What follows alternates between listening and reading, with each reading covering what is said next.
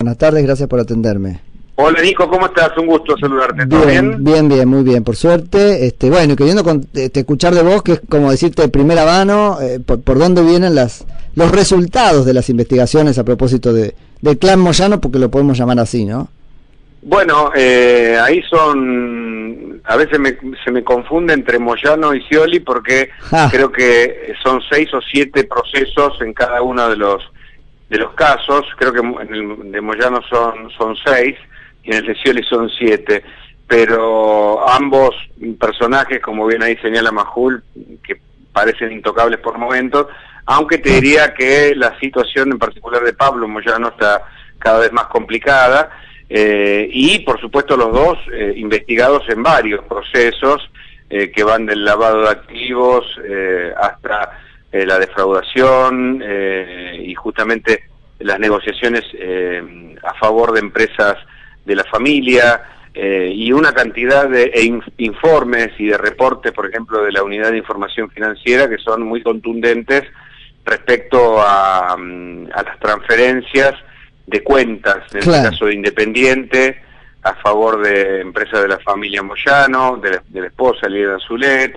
Ese es el punto, ¿no es cierto? Funcionan ahí como una especie de constelación donde, bueno, uno puede después, hurgando, rascando un poco, encontrar vinculaciones financieras.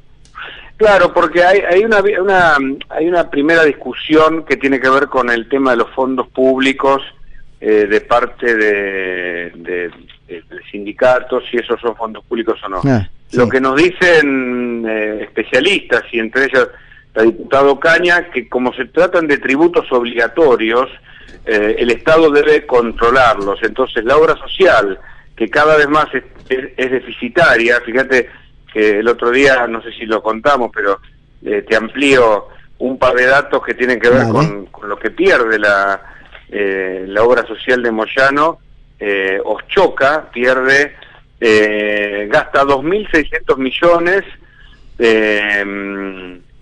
y recibe, para poder compensar un pasivo de 1.000 millones, recibe del sindicato, porque la obra social recibe 1.500 millones de sus afiliados, pero gasta por 2.600. Claro. Entonces los 1.000 millones lo pone el sindicato, y eso no corresponde, pero obviamente parte del déficit que tiene la obra social está vinculado con una de las empresas, con Yaray, que es la gerenciadora de la obra social, que pertenece a la esposa de Moyano. Claro, es como la madre del resto de las empresas, que son Aconra, Dixey, Las Marías y un montón de... Las Marías es la de seguridad, ¿no?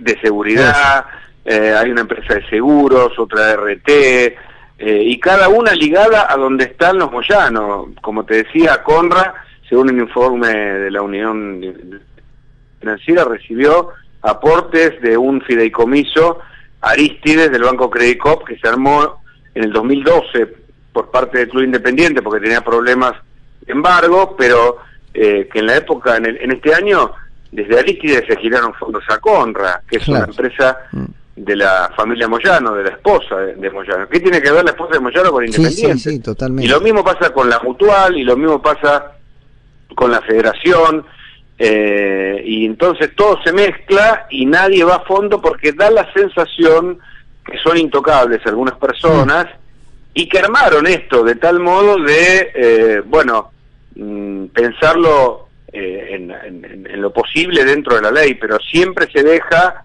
un aspecto, me parece que en este caso tiene que ver con la cuestión de los fondos públicos por parte de la obra social, y una obra social deficitaria, que puede ser como la punta del ovillo para empezar a encadenar determinadas acciones ilegales, entre ellas la de lavado de activos a través de la compra de inmuebles, terrenos, etcétera. Claro, todo el tema de Córdoba y todo eso. Claro, exacto. Ahora, vos ahí contestaste un poco la pregunta que te iba a hacer, ¿no? Porque era casi que sorprendido. ¿Cómo lo hacen de esta manera? Que está bien, no era en la superficie, pero tampoco está tan profundo, ¿no? Buscan un poco y la verdad que se descubre, ¿no? Y bueno, es un poco esto. Ellos creían que eso podía pasar como algo que ocurría legalmente. Mira, cuando uno avanza, nosotros estuvimos laburando muy intensamente todo el equipo de La Cornisa, Y además hay muchas cosas que también habían sido contadas, hay que decir la verdad, pero puestas todas juntas, e incluso en el tiempo que puede tener un programa de televisión, que es media hora, 40 minutos, no más, es un mundo interminable, o sea, sí, da para realmente escribir una gran saga de la cantidad de empresas armadas para prestar servicios de fondos que surgen del sindicato, de la obra social y de todo. Claro, y que por ahí prestan servicios, Hugo, y que por ahí prestan servicios casi exclusivamente al sindicato y a nadie más, ¿no? Son prácticamente exclusivos. Claro, después, eso también es una nota. Y después los pagos que hacen, qué sé yo, una persona como Marco Genser, que está procesado y va a juiciar la causa de los medicamentos que lleva el juez Bonadío, que es uno de los casos. Tiene una empresa llamada Audifarm, que es sponsor de Independiente. Yo me lo crucé a gente y me dijo, no, soy sponsor porque soy fanático de Independiente. Pero por otro lado, la obra social le compra los medicamentos y según la Superintendencia de Salud son los más caros del mercado. Entonces, todo donde vos metés un poco el dedo aparecen irregularidades y la cantidad de causas que, bueno, como la justicia es muy lenta, avanzan de esa manera y en muchos casos uno no termina descubriendo la verdad, o en todo caso la justicia no le hace un favor a la verdad tomando decisiones de fondo para terminar con esto. No bueno, puede ser totalmente. que personas que supuestamente defienden a los trabajadores sean multimillonarias. No es coherente, porque no hay en ningún lugar del mundo, si bien los sindicalistas tienen su peso en casi todos lados, que tenga tantas empresas, tantos bienes privados, cuando ellos defienden a los trabajadores y sobre todo el empleo que está vinculado con el Estado. Y reitero, el argumento es, y tenemos muchos afiliados. Bueno, habrá que ver también cómo lo consiguieron en la época del último gobierno, con un favor que se les hizo para sacarle afiliados a otros gremios. Los famosos conflictos de encuadramiento y toda esa pelota. Sí, exactamente. Esa idea de que todo lo que tiene ruedas así era, ¿no? O todo lo que... Sí. Y además, digo, los modos que no son muy diplomáticos a la hora de el cobro de un famoso libre deuda, que funcionaba en muchos casos como un elemento de extorsión, que ahora fue dejado de lado, pero, o sea, una cosa es mejorar la calidad de los trabajadores, que ese es como el argumento. Por otro lado es el enriquecimiento y la conglomeración de incluso entidades deportivas, ¿no? Porque ahí aparecen tanto el Club Independiente como el camionero, el Club Camioneros, recibiendo los servicios de una empresa de transporte ligado al propio Moyano, como todo lo que funciona. Es un mundo impresionante, realmente es un verdadero enjambre que la justicia, bueno, no termina de resolver. Algunas causas van a avanzar más que otras, y yo creo que una es la de Independiente, donde probablemente haya novedades en los próximos días. Mira, Hugo, ¿y por qué Pablo más, digamos, involucrado que tu tocayo, Hugo?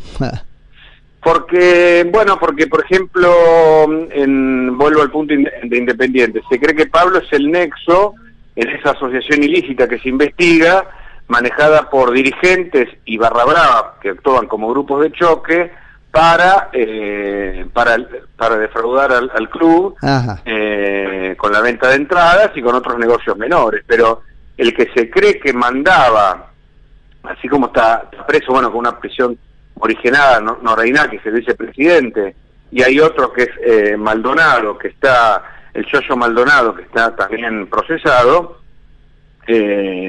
ahí, digamos, el que falta es Pablo, que se cree que era el nexo entre la barra brava, sobre todo Petrov, y también Beote Alba, el ruso Petrov, que respondían a las órdenes de Pablo. Entonces, me parece que ahí es donde, por ejemplo, Pablo está mucho más complicado que Hugo. Claro. ¿Y qué pasa con Facundo? Porque no aparece, ¿no? Es como que él está dedicado a otra cosa, o es otra parte de lo mismo. Le toca... Facundo, mira, digamos, de todos los casos que recuerdo así haciendo un scan por mi memoria, en donde aparecía complicado, pero que no es una causa que esté avanzando tampoco. Había sido una denuncia, creo que en su momento de Ocaña, que nosotros contamos.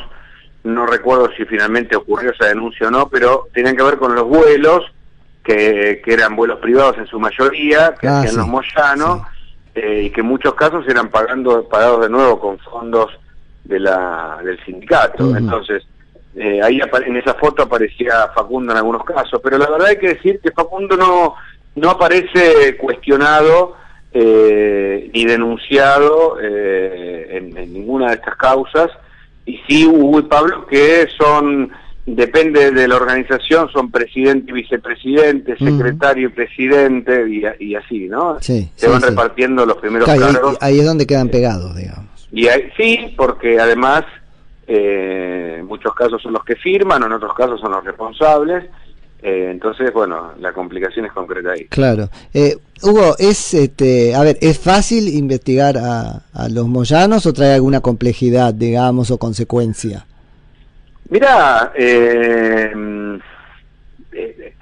yo digo, el trabajo que uno hace es un trabajo necesario e inevitable, así como pasó con Scioli, en su momento con los Kirchner, con los Moyano, con quien corresponda. Nosotros estamos en la obligación de contar cuáles son las situaciones reales de nuestros dirigentes, porque en definitiva los periodistas lo que hacemos es que se conozcan a todos para que la gente pueda, qué sé yo, conocerlos y tal vez elegirlos o saber la verdad sobre ellos.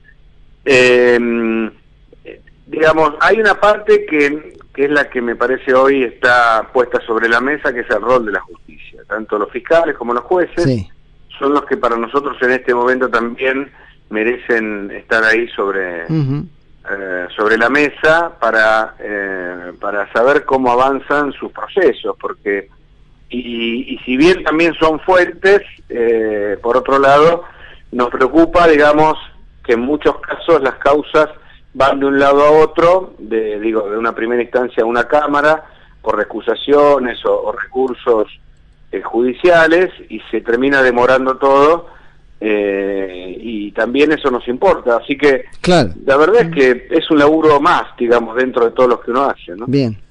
Vos sabés que ahora me acuerdo, a propósito del principio de la charla, cuando decías esto de si están obligados o no a mostrar sus números, ¿no? Los sindicatos o las obras sociales. ¿Esta discusión no se dio a propósito de la ley de transparencia, de la información pública? Cuando los sujetos obligados, y vos sabés que no me acuerdo cómo terminó, pero yo creo que los terminaron metiendo con la limitación hasta la parte de fondos que reciben del Estado. Es decir, que si esa es la interpretación, queda fuera los que cobran, digamos, los que perciben directamente, ¿no? Así que ahí puede haber una punta para... Sí. Evidentemente hay mucho por hacer, ¿viste? Pero me parece que se necesita el coraje para poder hacerlo, porque tenemos toda una generación de dirigentes muy relacionados, que construyeron poder a partir de favores que se deben responder, y en ese sentido... Y eso es transversal. Totalmente. Hugo, te agradezco muchísimo por la charla. No, un placer. Saludo grande. Era Hugo Machiavelli, que es periodista de La Cornisa.